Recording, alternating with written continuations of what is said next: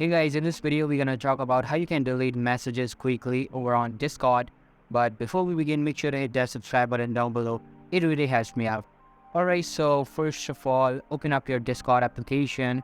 And if you haven't logged in with your account, then log in first to continue along. After that, you can see that I'm inside a server that my friend created. And you can use this trick anywhere. It can be your DMs or server or any group chat.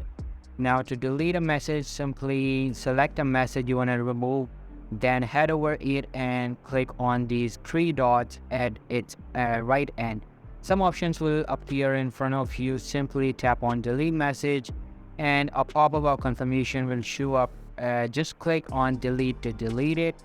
But you can see that it's a very long process as you would have to delete the message individually. And now to make it quick, simply hold the shift key and you'll see that there's a bin option at the right end. Simply click on that to quickly delete a message without pop-up. And that's how you can delete a message quickly over on Discord. If you found this video helpful, then make sure to give this a huge thumbs up. I'll be meeting you in the next one. See you soon. Bye.